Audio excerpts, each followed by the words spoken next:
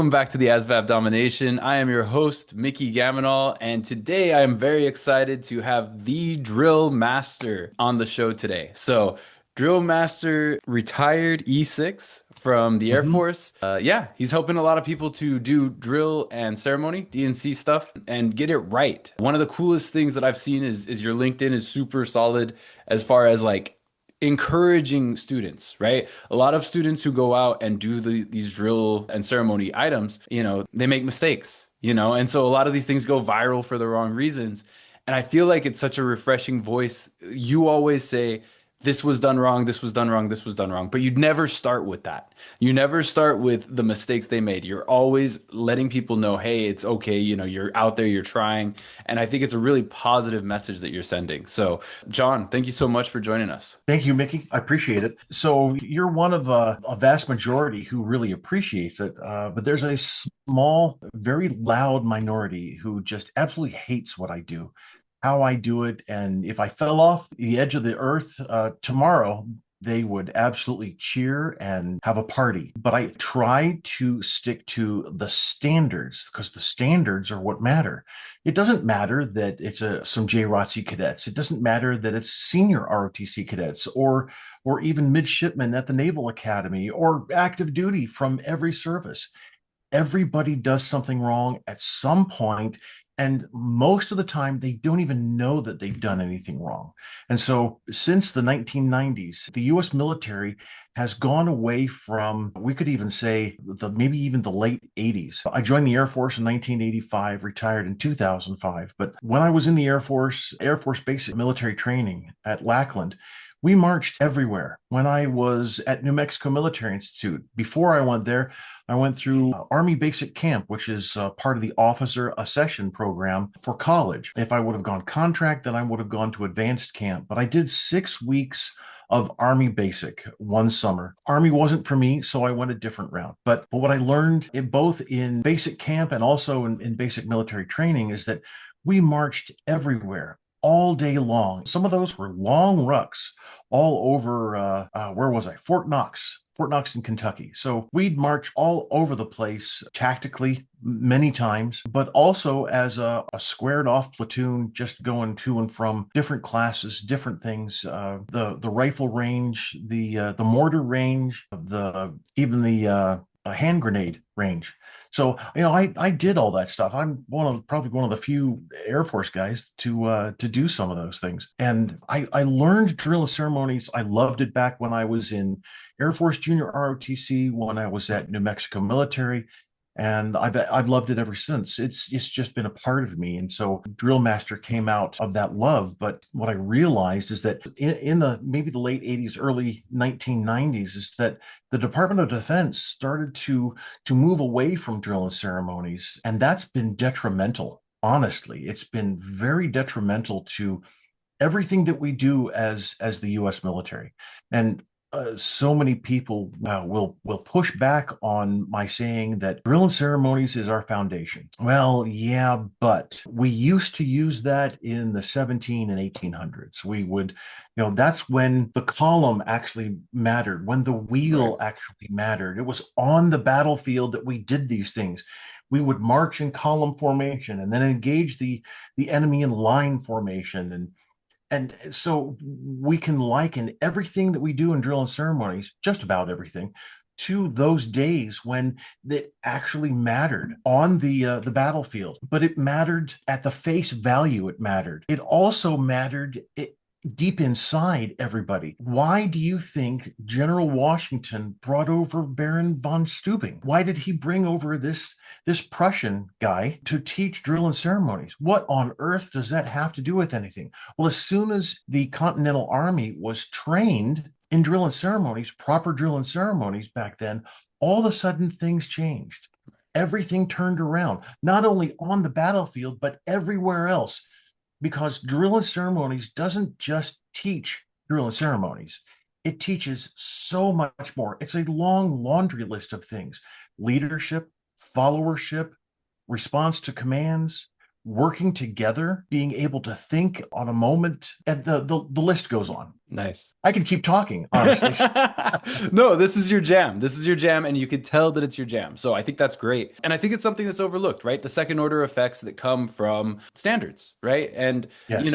I would push back and then ultimately agree with you. But the pushback would be, well, yeah, Washington taught, von Steuben came in and the blue books and everything like that, right? From Hmm. basic training and, instructed the army how to fight against the British, right? Way back in the day.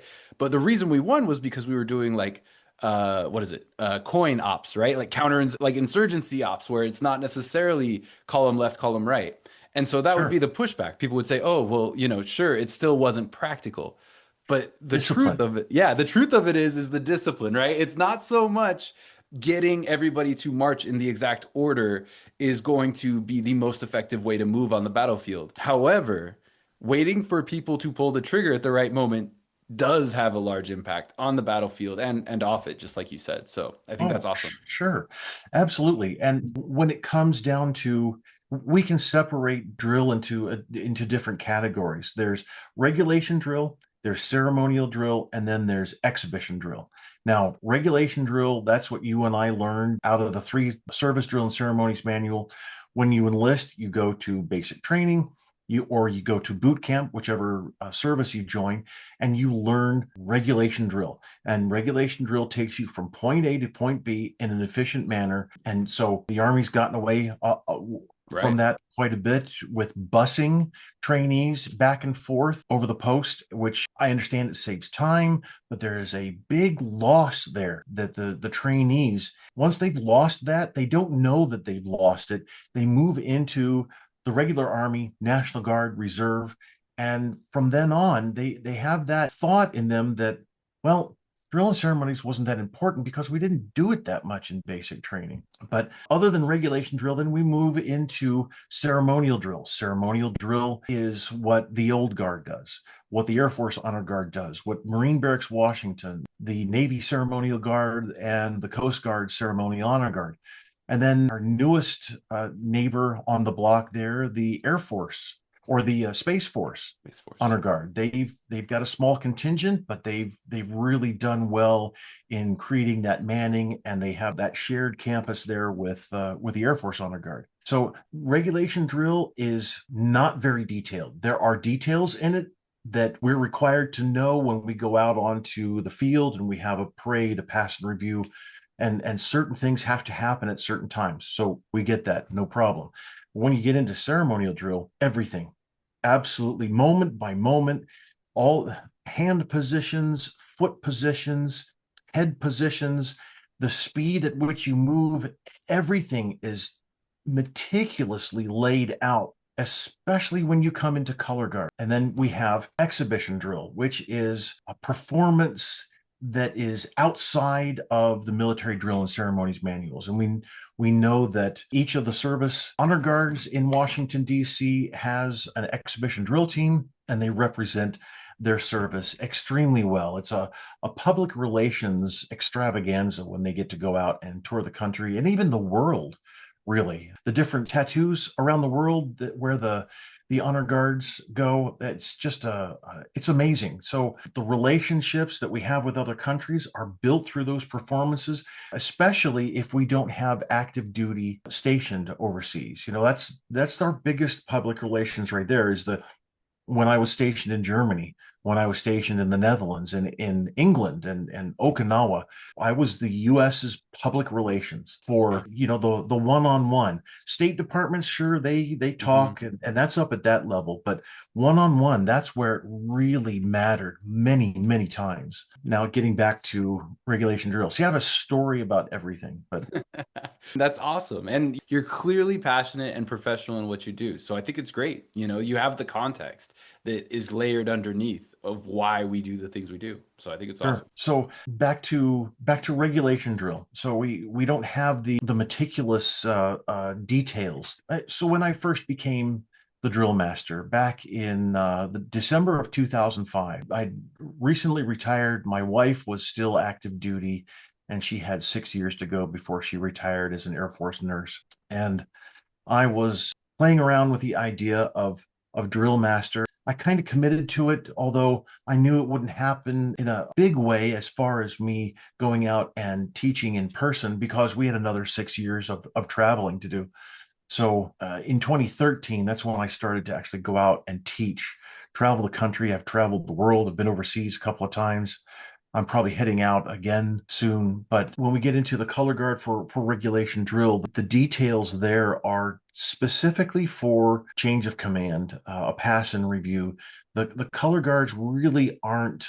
At least for the Army and the Air Force, then looks at the Army's training circular for that information as well.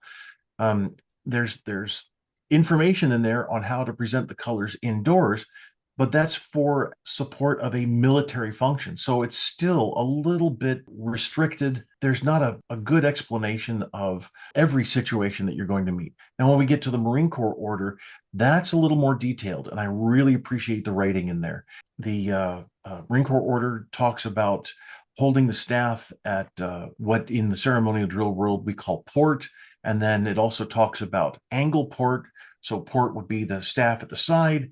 Angle port would be the staff angled forward so you can get through a doorway. But then when we get to ceremonial drill, again, everything is detailed. And when I started to become the drill master, I thought, I'm just going to open up the world for exhibition drill and I'll be able to do so much there and help educate. And slowly but surely, my focus started to move away from exhibition drill, a little bit into regulation. But then my biggest focus for, well, a decade now has been color guard. Regulation drill is where we start, but color guard is an outcropping from that. And color guard isn't just a group of people carrying rifles and flags and doing their thing, and then heading home. It's so much more than that. There's so much authority in the representation. There's a big knowledge gap that we lost when we stopped teaching adequate drill and ceremonies in the 90s. And now we've come so many years later. And actually, I was just talking to my wife at dinner this evening, and I was lamenting the fact that hardly anybody knows the why behind what we do. There are some nerds out there just like me, and they'll research and they'll read quite a bit, and they'll begin to understand the why behind because they want to do that. They have that desire. But for the majority of the people who will march on a color guard, the why isn't taught them. And whether you have the desire to know the why or not is almost immaterial. If you're going to volunteer to be on the color guard, then you need to get that understanding behind what you're doing. The why behind that can be a significant driving force.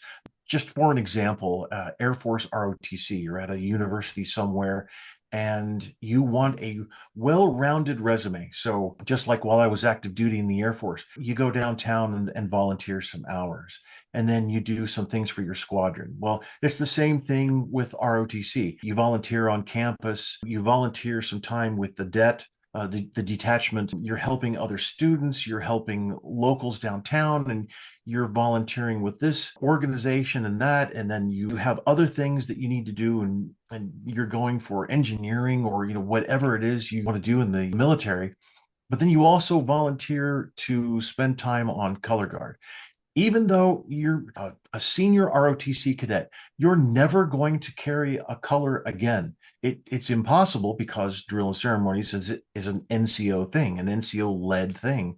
Color guard is only for NCOs enlisted in each of the services. But you volunteer for this, but knowing the why behind what you're doing can shape what you're doing then, but it can also shape the future for how you lead, in this case, how you lead your airmen as a flight commander and then a squadron commander and so forth. And if you move on, there are too many people who just don't understand that why. And that's why I keep saying education is key. It's standards that matter.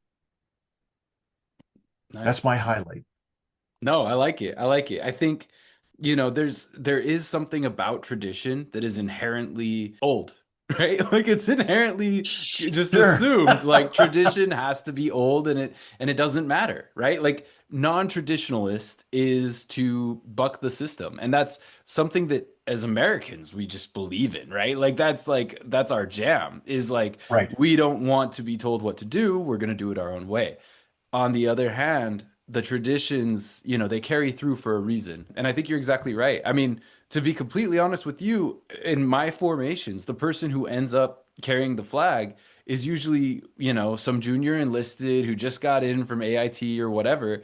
And, Hmm. they're just, it's voluntold, right? I feel like a Hmm. lot of times with this color guard stuff, it's either because it's going to make a good NCO bullet or it's an afterthought. It's not something where you don't go into the military, you don't go infantry thinking I'm going to go, ceremonies. It's just not the priority nine times out Right. of 10. And so Right. I think it's discounted for that reason. But I think it's great that there's people like you who are out here like saying no, there you can make this more valuable. And to the person who's going ROTC, who's the color guard, and who probably is studying, we'll say engineering, they're going to be so much better if they've learned about drawbridges and how that relates to the bridge in San Francisco and how it relates to this bridge over here and all that kind of stuff because Hmm. they have the tradition behind it.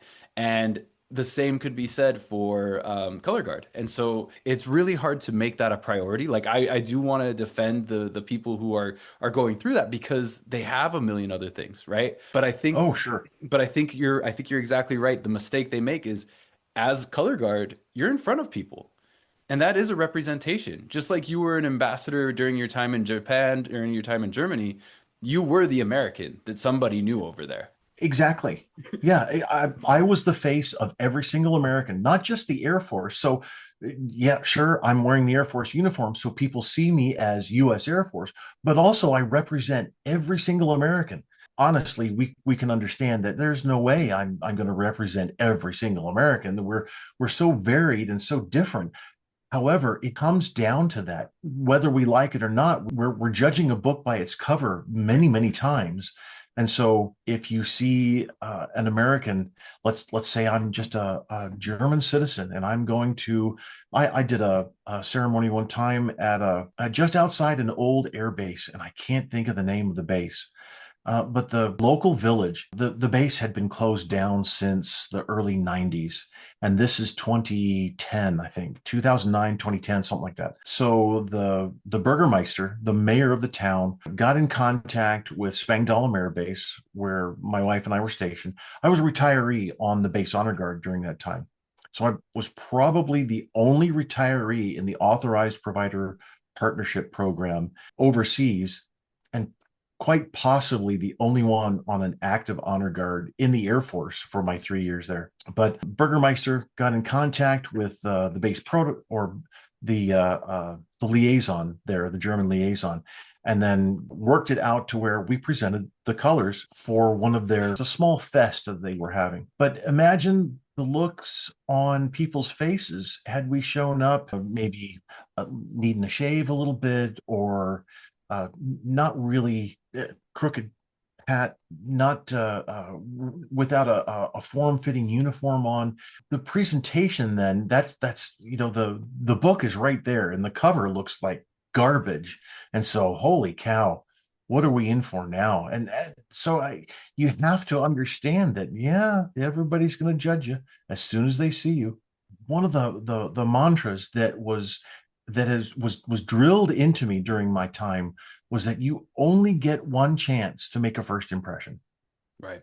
And that was for every single family that you went in front of, whether you were on firing party colors or you were folding, even presenting the flags. I presented a few flags. I folded quite a few. Firing party several times, colors a bunch of times. And every single time we were doing exactly the same thing. And it could have become boring if we didn't have that. I had a great NCO in charge of the Davis Monthan Honor Guard when I was there. Clark, Staff Sergeant Clark, he was outstanding. And he made sure that everybody knew that every single time was brand new for us. We had to make sure, even though we just finished a couple hundred funerals over the last year, this was going to be another one that had to be exactly the same type of performance, whether we had one next of kin or we had 40. It didn't matter at all. Every single time you had to represent the entire Air Force because that's what the family walked away with. Yeah, I think it's something that's overlooked. You're part of a bigger group. So it's Yes. great. And I like that there are some junior ROTC instructors out there who are doing an amazing job in their programs. Absolutely amazing. Every service. I'm connected with quite a few. Others I'll hear from every once in a while, but they're doing an awesome job making sure that their color guard is top notch to the best of their ability. And now, one of the things that, I've written about this before, and I've posted on social media about this. One of the things that especially cadets have to understand is they might have a senior NCO in the program, and the last time he marched was 10, 15 years ago, maybe something like that. The last time he went to senior NCO school or whatever it's called for the Army, and actually I even forget what it's called for the Air Force. I've been retired now so long. So Yeah, um, advanced leadership course, I believe, for the Army side okay, anyway. so yeah, sure. But So it's been years, decades since they've been it's at ALC. sure, and sure, there's some marching in there. It's a bit of a refresher. Right. Each of the courses that I went through, we were said to have been re-blued, and then we'd go back out into the Air Force and as a new NCO, a new airman. But cadets have to understand that the officer in the program hasn't marched since college, most likely, and then the NCO probably hasn't marched in 10, 15 years. And just because one of the concepts that we have is that just because you graduate basic training or boot camp automatically fulfills the requirement for you to be an expert in drill and ceremonies. And so the expectation is there. And some NCOs, they'll get a little they'll withdraw a little bit because they don't want to show the cadets that they're probably going to screw up. Right. I've had some JROTC instructors say they've told me the first day they're in front of the class, they'll say, "All right," and they do this for every single one of the classes. Listen, I'm brand new here. I just retired, let's say a month ago, out of wherever. And now my wife and I have moved here. My husband and I have moved here, whatever the situation is. And I haven't marched since a decade ago when I went through this course. Now, what we're going to do, you and me, we're going to take this manual and we're going to learn this together. And then we're going to learn how the flight moves. We're going to learn how the color guard moves. And then we're all going to do this. I'm going to march with you. And we're all going to do this as a team. What do you say? That's a fantastic approach because I understand I want to create as many drill masters as possible. But I also know that junior ROTC instructors are pulled in every direction. And most likely it's just two of them. And they have archery. They have, I just wrote about this a couple days ago on social media. They have air rifle team, and then they have raiders, and they have robotics and drones, and all these programs that are pushed. And the money comes with the programs as well, which I definitely understand. We need cadets that know robotics. We need cadets who understand drones and that these are great programs. Absolutely. But you know where all of this stems, where all that foundation comes from? Drill and ceremonies. That's where all of that can be built on top of. If we Yeah. don't have the drill and ceremonies, the discipline of knowing what alignment is, knowing what spacing is, timing, procedure, all of those, like I said, that long laundry list of things. If we don't have that as the foundation, then teamwork, even, we're not going to gel as well as we could with each one of these other programs, whatever these instructors decide that they're going to teach. So when you're going to go off into the robotics or even the air rifle program, if you've not built some sort of solid foundation just with something that can be seen as so silly as drill and ceremonies, if you can't handle something that simple, then how are you going to handle something that's a little more complex? Yeah. One of the TIs that I had in basic training, TI is the Air Force version of a drill instructor or drill sergeant. A training instructor, they're called. Air Force has to be different with everything. So one of the TIs said that he made this point very, very well, and I remember it to this day. So this is 1985. This is May 1985 when I heard this. He said, if you can't fold your underwear in a 6-inch square, something so stupid that, come on, why am I doing this? Because if you can't be trusted to do that, how are you going to be trusted to go out to that F-15, a multi-million-dollar aircraft, and take care of it? Because there's a soul on board. Not only the aircraft being so expensive, but there's an individual, maybe two, on board, and they're flying over other souls on the ground. Yeah. And there's a mission at stake. I mean, and that's the whole point, right? Like without the mission, what is the point of any of it? Sure. So folding your underwear in a 6-inch square, that's what we had to do when I went through. Come on, that's really just dumb. But, you know, it gets you to think. And he was right. Your part in this broader mission is very crucial. It's just like the commandant of the Marine Corps a couple of years ago. He said he was talking about the uniform, and he said he was wearing his. I think they call it the Charlies. It's the brownish uniform, and I can't tell colors all that well. But he said, "Do you know why we have you space your ribbons an eighth of an inch?" He said, "Because we made it up." He said, we put that eighth of an inch there because we want you to understand that applies to when I say that I want you to fire in this lane and not this lane, whatever heading that I want you to set your weapon to. I don't mean when I say it's a 8.75, I don't mean 7.6 or 7.4. I mean 7.5 exactly. And so you learn these things from the underwear in a 6-inch square, the eighth of an inch for your ribbons, the alignment and spacing and timing in drill and ceremonies. This basic stuff, it's called basic training for a reason. You don't learn advanced skills there. You learn the basic stuff, the seemingly insignificant things that take the civilian out of you and put that military in you.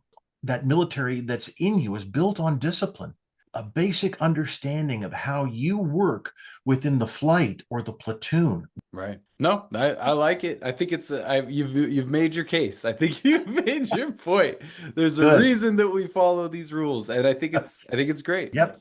And I think it's great that you're doing it. Obviously you'd want someone who's passionate about these kinds of things, teaching you this. And I think it's wasted on a lot of people because like you said, there's too many competing priorities and this gets pushed to the side, but it is the foundation. In my world, right, with the ASVAB prep, I always say math is going to be addition, subtraction, multiplication, division, right? Everything from there is built on these four operations. So anytime that you're struggling with exponents, it's probably related to addition, subtraction, multiplication, or division.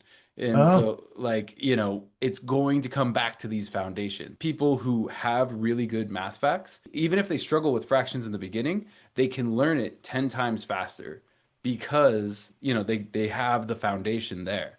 And so, same with the jet flying, right? Or, aiming your artillery, knowing what danger close means, and like making sure that this, mortar lands in the right area. It does come back to where your ribbons are placed. So mhm. I see the value in that. I see the value in that.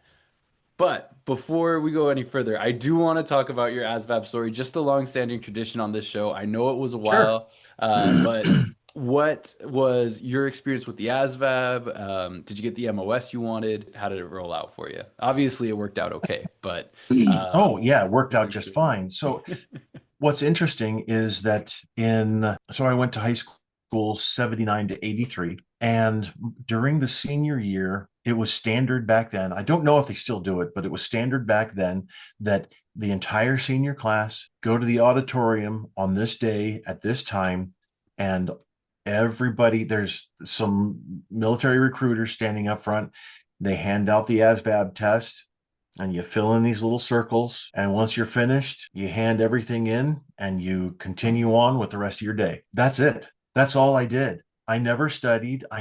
Because it wasn't a thing to study for the ASVAB back then. It was just it's an aptitude test of where you are right now. What is your base score on everything? And that was it. And so I found out about studying for and preparing for the ASVAB many, many years later. But what happened with me is that I went on to New Mexico Military Institute for 2 years. And then after I left there, I knew that the Army wasn't for me. So going back to, I started an Air Force Junior ROTC, Mhm. and I wanted to join the Air Force. So I enlisted in the Air Force. Now, I have bad color vision. So a whole bunch of jobs were taken out of my purview, and that restricted me. And so, and I had this list of jobs back then, a bunch that I could opt for, and I couldn't decide. And so I did something that was really dangerous because I could have been I could You said, "Hey, I don't know, red and brown look alike, just throw me wherever." yeah, and that's exactly what I did. I went what's called open general. And so I could have been given any job at all. And what I was given was reprographics. And that's essentially running a printing press. So people think of they're actually called duplicators, small, kind of desk-sized duplicators. It looks like a miniature printing press. Well, that's what I did for 13 years. I loved it. Wow. It was a great job. It really was a good job. We would print the flying schedule. We printed all the forms that were used on base. We did all kinds of different stuff. When we were overseas, then we did some non-appropriated funds printing for the wives clubs and other things, and it was all a reimbursement type of deal. But we were given cakes and cookies around Christmas and things like that. So it was just a blast. It really was nice. So I went in 85, about 95 or so. Everybody got wind of reprographics as possibly going away. I went to school with Marines, sailors, soldiers. We all were at Fort Belvoir in Virginia. Okay. That's where we all went to school. The Marines were on the top floor. Army was in the barracks next door. Beautiful old buildings. We'd walk across the street and go to class. It was a fantastic, fantastic time. And so about 95 or so, we got wind that repro was going away. Didn't know exactly when, and didn't know how it was going to go away. Well, we were given computers and, Mhm. oh, interesting. Okay. So the computers were made for logging in all of our jobs instead of putting it in a written logbook. And eventually then the computers are networked, and then the network is hooked up to the copiers. Wow. And so everybody's bypassing printing, Right. really. Yeah, who needs And punch cards? right. And so not only that, but forms are now able to be filled out online. So by 1998, even the Navy had printing presses on ships, Dang. aboard their ships. And so I can imagine I enjoyed printing just on a stable floor that didn't rock. So I can imagine doing it on a ship. But so DoD wide, all of the reprographic specialists were done away with. It wasn't overnight, but when I PCS'd, did my permanent change of station from Holland, that was my 5th year in Holland. In 1998, I went on to Shaw Air Force Base in South Carolina. And I'm now living in South Carolina again with my wife. We both met at Shaw. So it's been great. Nice. That's great. Yeah, Full circle. right. I set up my family for 6 weeks, then went off to school to be a unit education and training manager for 6 weeks. Came back and finished out my 20 years in the Air Force as a training manager. Got an instructional systems development certification, a couple other certifications, drill ceremonies in the Air Force. That's helped me immensely. But honestly, the I've just finished a bunch of white papers. I finished several books that I'm going to be publishing this year, Nice. and systematic books on all kinds of different things, all related to drill and ceremonies. But my certification in instructional systems design was huge in taking information and making a course out of it. So that's what ISD is. You make a course out of information. Give me a stack of information, I can make a course out of it. And now there's computer programs that do that. And boy, I guess AI would be able to do that. So I'd be out of a job. But anyway, I uh, want to counter that because AI is oh, okay, go ahead. it's front of mind for everybody, and it's just so funny to me that you used to work in like almost a manual printing press, right? Yes. That is, prehistoric at this point, right? People think, oh, why would you ever use a human being to print something? That is crazy. AI is doing the exact same thing with everything now. But I think it's awesome that you had a job. Like a lot of people who were doing the same job that you did when they were taking it. What was the machine called? I'm sorry, I forgot. It Uh, was it was a duplicator. a I was duplicator. running a duplicator. Yeah. Okay, so there were, I'm sure, hundreds of people ran duplicators for the DoD, Uh-huh. on ships, on planes, wherever, running these duplicators. A lot of people see this big change coming and they think to themselves, they're going to take my job. I'm going to be out of a job. And you were out of a job. You couldn't run the duplicator anymore. However, your attention to detail has clearly paid off for the all of your future success. So doing the job right is really what changed everything. Even if as a systems course creator type of position is replaced by AI, it doesn't mean that learning that information is wasted on you. And that's why I got into the gig that I do with the ASVAB is math is so fundamental. The thing Uh-huh. that separates everyone, in my opinion, is knowledge, right? If you knew that you could earn more by doing this, or if you knew what your average salary was in relation to inflation and all that kind of stuff, if you understand these kinds of concepts, percentages, and it all goes back to very basic percentages and stuff like that, you can make better informed decisions. And that's exactly what you did. You didn't just learn how to, make prints look good. You focused on that attention to detail and then you applied it into different fields. And that means that you're more deadly with AI than someone who doesn't know how to use it. The thing is, a lot of Uh-huh. people, I think, just assume that AI is going to replace everyone. But the truth of it is the competent people who use AI are going to be the ones who are at the front of that curve. They're going to be the True. ones who can get ahead and move forward. And that competence is really what changes everything. And it's just great to meet somebody else who builds competence as what they do. I think that's such a valuable and underrated skill. And we are fighting a war, but we're arguing about, do we still need to be competent? I feel like so much of what you and I do is people saying you don't need competence anymore. Competence is overrated. Yeah. And we're left here saying, no, no, you need it. You need to know what you're doing. You need to know why you're doing it. So I think it's great. I wanted Well, to say that about AI. One other thing is yeah, sure. I'm colorblind too. I've been trying to squeeze it in there for the last 10 minutes. I'm colorblind too. I ended up doing Peace Corps right when I graduated college, and I went full send. I said, send me wherever you want to send me. I ended up in Morocco. Oh, It was great.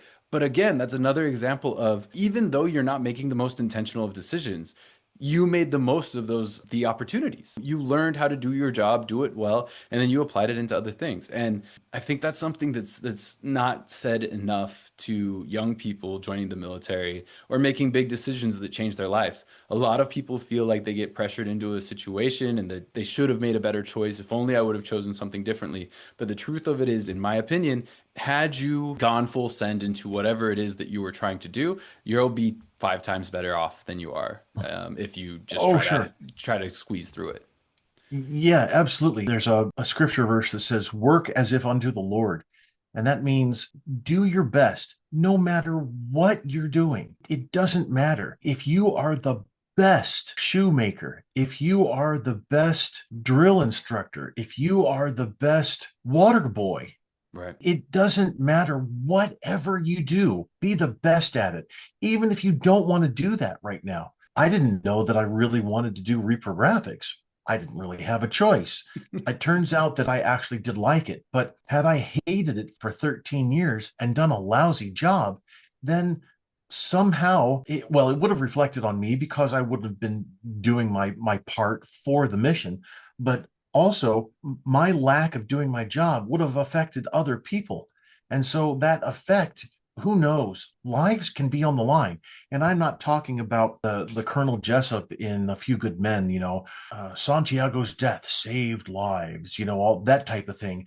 I'm not talking about that. I'm talking about the impact that I have on somebody else is significant, even though I don't even know it. Right. So I need to do the best at what I do every single day. Sometimes I'm not going to do that. Sometimes I'm just going to I'm going to screw up. I'm going to make a mistake and, you know, sorry. Yeah. I will try again tomorrow. And then I'm going to try again the day after that and after that. And it's a constant struggle, but you can do your best and then have that big positive impact on others around you. You're exactly right. If you're teaching a drill master in Florida and you're giving your all to that drill master, they're going to turn around and inspire their cadets to Hmm. make something better. And having a ceremony that you can be proud of, that everybody at that ceremony can look back on as something that went well and makes them proud, not to be too dramatic, but proud to be an American, proud to be Oh, anything. absolutely. Yeah. So I think that's Yeah. awesome. I think it's an awesome thing that you're doing there. Tell me about your ASVAB thing Yeah. that you do. Yeah. So I have courses. I do one-on-ones. I do a lot of different things. I've been working towards getting more cohorts. So my goal is to work out with JROTC, ROTC cohorts, groups of 20 students, help them to improve their scores so that they can get the job. I know back when you took it, it felt like a horoscope, right? It's like you're filling in and it's going to tell you, what jobs you Oh, yeah. qualify for, what jobs you're best most likely for. And a lot of Right. people treat it like that. Like, which Harry Potter character am I? But those are the people who know how to do math, right? Those are the people who feel confident in their skills. The students who barely squeeze by, those are the students that I worry the most about. When I went to basic training in 2019, there were 90% of the barracks was 88 Mike. 88 Mike is a truck driver position, MOS, which is a great position. Nothing wrong with being a truck driver. None of those kids picked it though. That's the thing that bothered me is any of them could have picked anything in the military, but they ended up going with, whatever they could squeeze into, whether that's the fault of the recruiter or the student who could say. But to Hmm. me, I'm all about that agency. I feel like if you're going to commit 3, 6, 8 years of your life at such a pivotal age, whether you're joining at 39 or 29 or 19, that's going to completely change the trajectory of your life. That's why I'm super passionate about helping people to get the best score because you want to give yourself the most options. And I think it's underrated. A lot of people think, oh, I'm joining the military. And I know, anybody who's in the military knows there is a wide range of what you could be doing in the military. There's a wide range of how much respect you can get in the military. There's a wide range Hmm. of bonuses and opportunities in the military. It is amazing the difference between the peak and the bottom of people who are in the military, but everybody just thinks, oh, they just joined or whatever it is. Those are completely different career paths, mindsets, everything. I really like helping people to have that agency and feel like they can, get the score that they want, do the job that they want. So that's what I do that.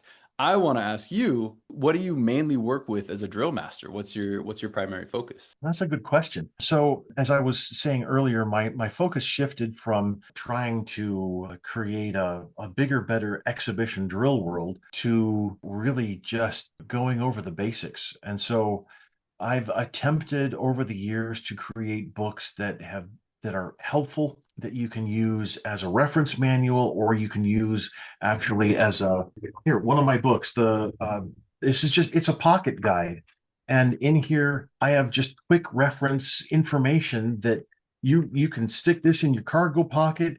You can write notes on the side, and it's meant to be used as it's in your hands while you're working with your platoon or your flight. But then I have hardbound books that are meant to be on your desk, and gee, I wonder what that is. And so you open it up, and okay, there it is. We read about it now. Let's go out and do our thing at training.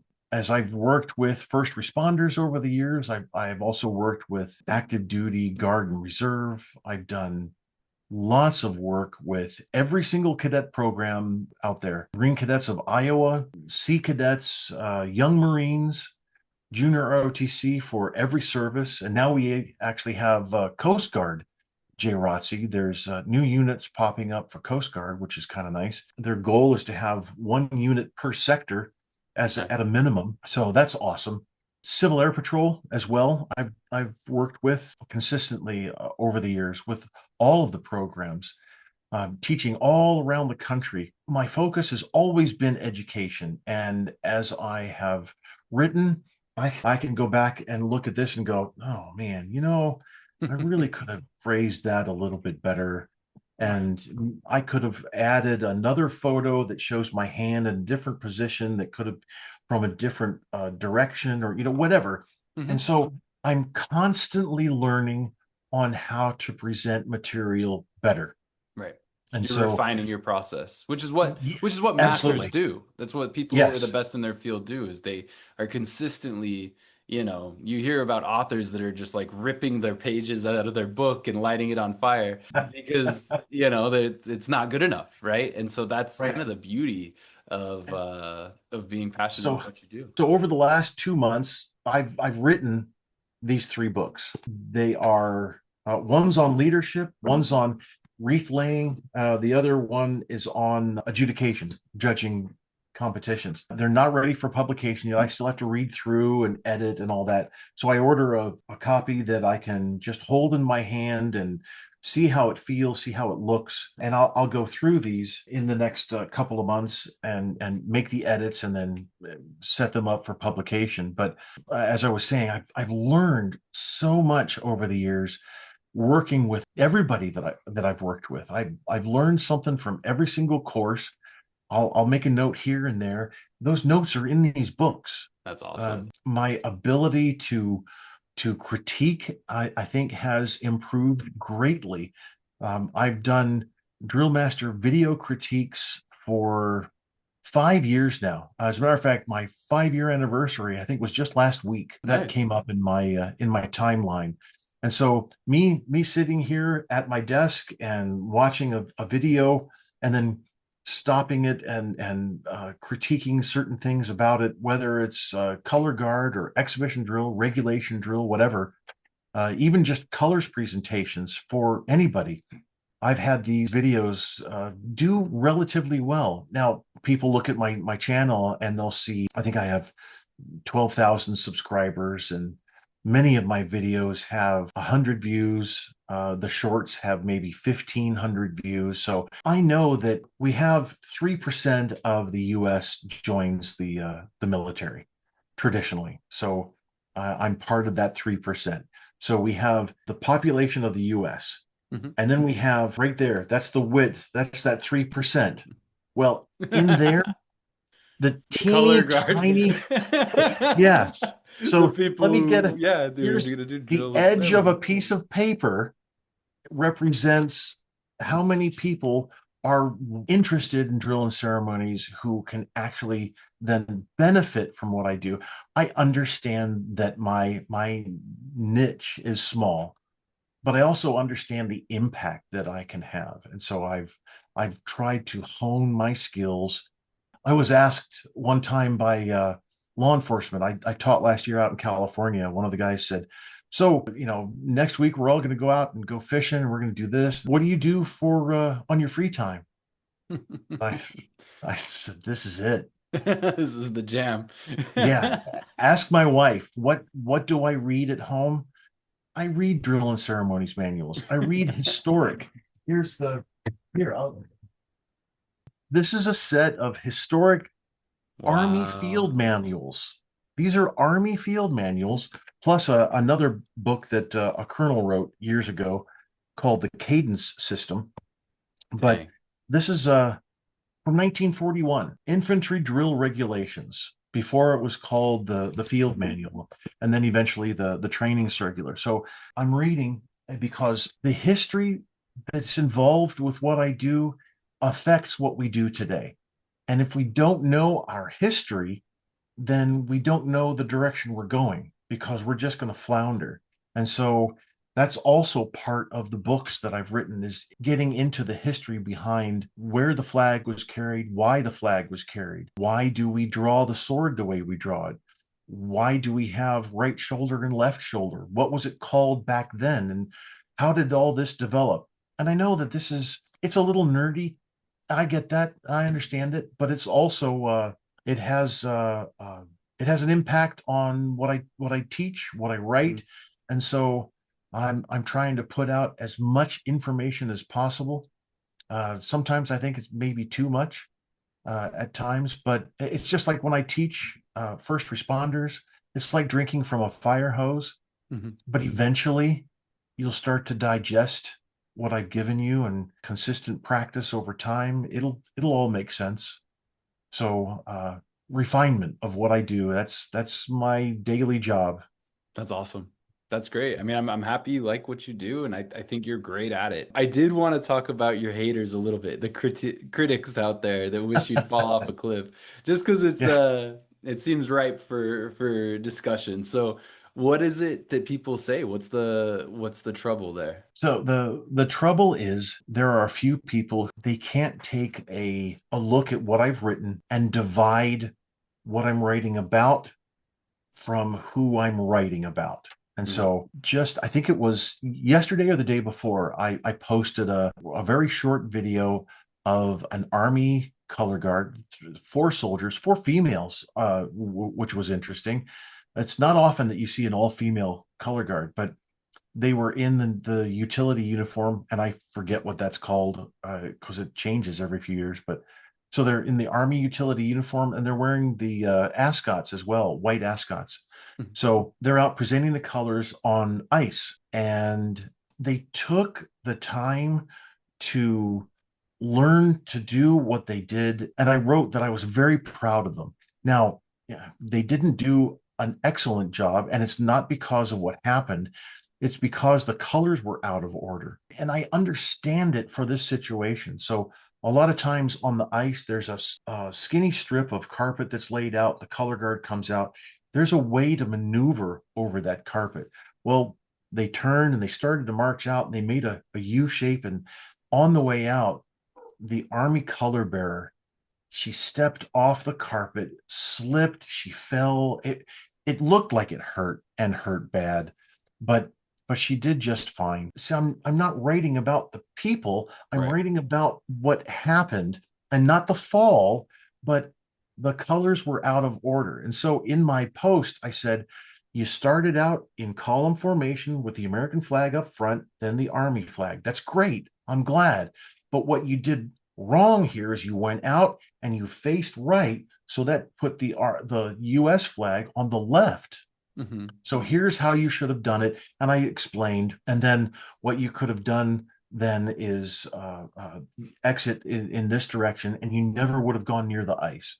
And so I was very proud of what they did, because they actually took the time Hmm. to make sure they did what they thought was the most proper. And I so appreciate that. I get comments. That's just one example. And I didn't get any negative comments from that. It was more the comments were, oh, I hope she's okay, something like that, just because of the fall.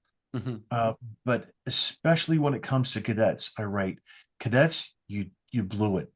You didn't do a good job here, and it's the U.S. color bearer's responsibility to know how the team is supposed to interact and what the team is supposed to do, et cetera, et cetera. I have to put that in a little container and then surround that container with, it's the adults' responsibility to make sure the entire team is fully trained, adequately trained Hmm. to take care of this colors presentation.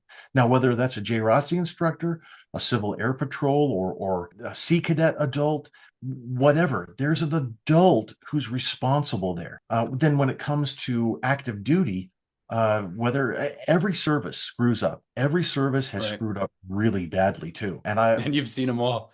Oh yeah, absolutely. So now I'll go harder on the active duty. You're an NCO carrying the American flag, and you did this. Do you understand your responsibility here? Obviously, you don't. Right. And do you care about your responsibility? And so, but it all comes back to the culture as well. The military doesn't have the emphasis on drill and ceremonies anymore. So the culture is gone. While I can say, that famous line that you can start with as an NCO and then put anything after it, because as an NCO, I'm responsible for making sure this color guard goes well. I'm responsible for knowing my position and the other three positions. I'm responsible for their training. I'm responsible to make sure that we have the proper equipment, et cetera, et cetera. You just the list goes on. But if the sergeant major isn't around taking care of to make sure that the proper equipment is there, if the commander really doesn't care, which I'm running into this constantly. Right. There's Air Well, they don't Force. learn it in basic training. They learn not to care in basic training, and then Right. it's all downhill from there. Yes, and so we have a whole generation of people who don't have a clue that drill and ceremonies is important. They obviously it's not, because I wasn't taught that when I went through however I got into the Commissioning service. source, or Yeah, basic boot camp, whatever. Yeah. so it really is a military cultural thing that we have a big problem. We honestly have well, I would say a huge problem in that. And okay, that's just the drill master. He loves drill and Right. ceremonies. He reads And these books at night. so, yeah, yes. And so he has nothing better to do than complain that the military doesn't march enough. That's not what I'm saying. That's not what I'm saying at all. What I'm saying is that the military doesn't emphasize at all drill and ceremonies anymore. And that's detrimental because it's our foundation. I said it earlier, and I'll say it again, and I'll keep repeating it. Drill and ceremonies is our foundation, and not just because we used to do it way back when. It's because it has so much involved with it.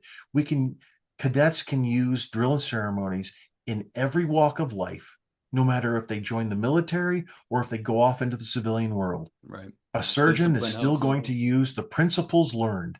A lawyer, a guy who drives a trash truck, Right. the principles learned are exact and they're defined. The standards matter. So now I can keep going off onto little tangents. No, I think it's one tangent. It's a soapbox, and I think it's worth stating. I think it's worth stating, and I think you're stating it well. So I appreciate the attention to detail, and it is. I mean, even in OCS in the Army, before we'd eat, the saying was always standards, no compromise. All of the branches pay lip service in some way to discipline, standards, drill and ceremony, foundations, fundamentals, whatever you want to call it, but the basics and getting the basics right. And so I Right. think it's great. I want to read something to you really quickly. I'm going to bring this up on my phone here.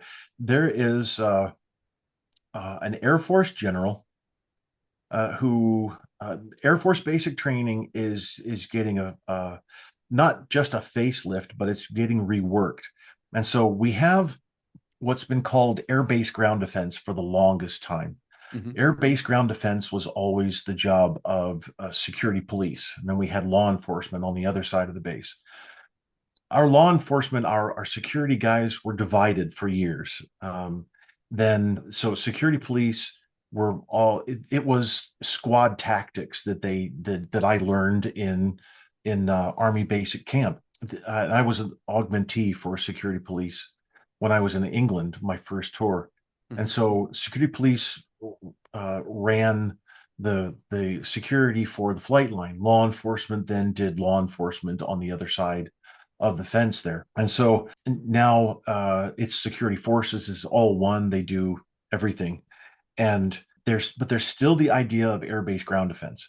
And when we go in to a new area, we'll set up a runway with civil engineers, and there's a special unit in civil engineering that will rapidly deploy a runway, and but there's still this security that needs to be set up around that.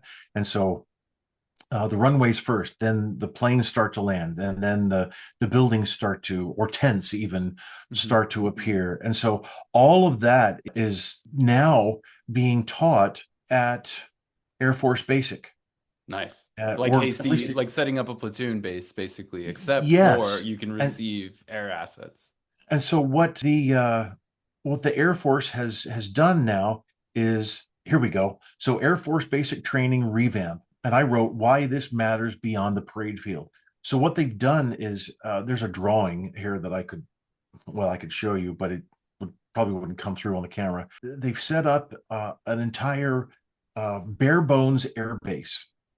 And what the basic trainees have to do now is go in and set up defensive fighting positions and coordinate all. It's what we do now. Right. Interestingly, while I was active duty, so I this May this June I've been retired 21 years. So 21 years ago I retired, but during my time, during my 20, I never deployed. I went overseas. I was stationed overseas, but I never deployed because both of my AFSCs. So you said, what was my MOS? MOS means military occupational specialty. Well, Air Force has MOSs, but we call them AFSCs, Air Force Specialty Codes. Mhm. So both of my AFSCs didn't deploy. So when we were in Desert Storm, for instance, one of the guys from my shop was going to deploy. That means that the two of us were palletizing a duplicator. We were putting boxes of paper and plates and fluid and all this. We're getting it on the pallet, getting it ready to take to the flight line, and all this stuff.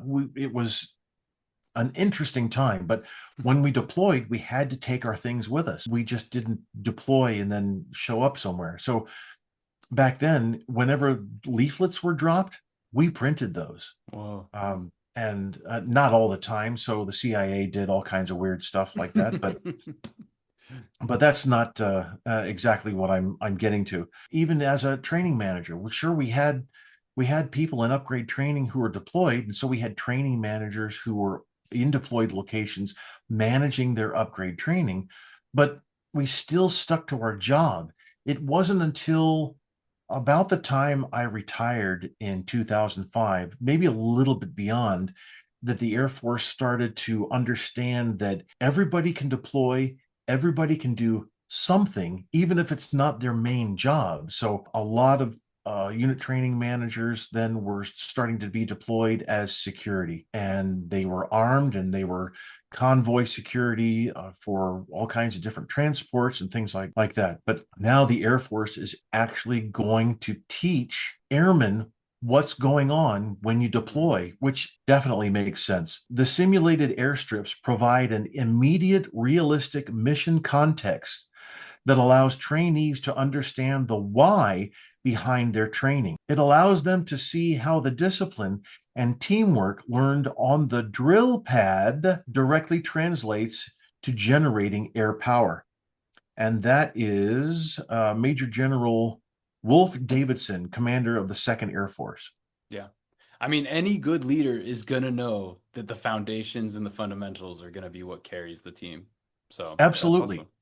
Absolutely. Boy, as soon as I read that, holy cow, I had to grab that and write about it and say, "Yes, General, thank you so much. Yeah, that's awesome. That's You awesome. just validated all of my life's work. I Yeah. appreciate that." So And it's your I'm branch. Like that's uh, the beauty of it. I mean, Marines are all riflemen first, but yeah, right. having getting that from your branch is awesome. and and I understand that concept. Rifleman first, I get that. I didn't at first because, coming from my era of Air Force, eventually I could see that, yeah, you have a duty to the Marine Corps, and it's not just your job. Hmm. If you're not admin, personnel, finance, whatever you're going to do, that's fine. Do that job, but when needed, then go grab a rifle. Yeah, be a And soldier. I get it. I do. And I hope that the Air Force moves into that mindset that even airmen can.